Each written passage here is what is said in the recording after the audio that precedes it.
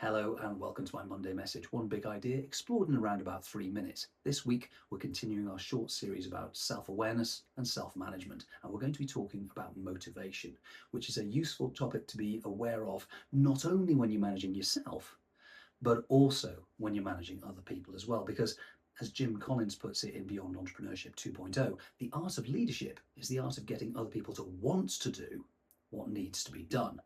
And that means you need to understand what they actually want.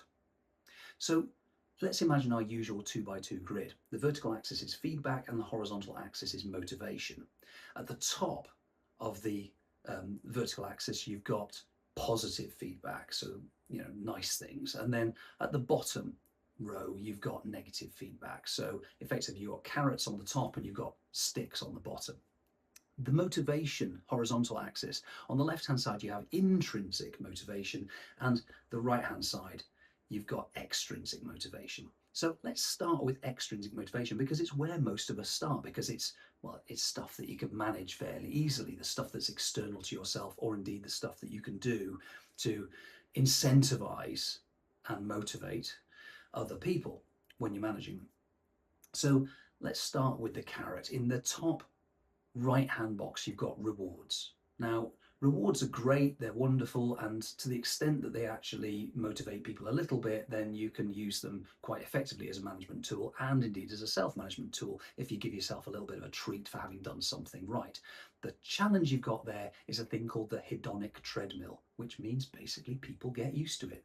So whatever you give them and whatever you give yourself, in order to get the same results and the same feeling of just basically satisfaction next time, you've got to give yourself a little bit more. And that unfortunately means you're into this zero-sum game. You're basically always in this arms race of trying to one-up the carrot in order to keep that motivation level high. People get used to things very, very quickly, and that's also true in the bottom right-hand box where punishment lives.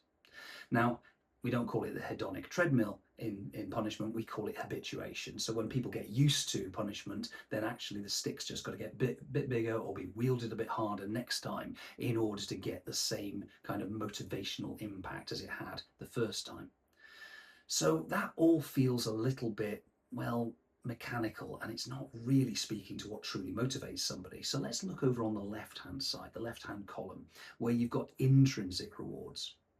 In the bottom left-hand box, you've got something that's intrinsic, but it's negative, which means that you've got something that either gets you going because it hurts you, or ultimately, if it's sustained and it keeps on going, you end up being depressed and fundamentally you just give up. So that's a really bad place to live, either for motivating yourself or indeed for trying to motivate other people. Pain might get you going a little bit, but sustained pain that's actually hits you where you really live, that's really not a good motivational tactic.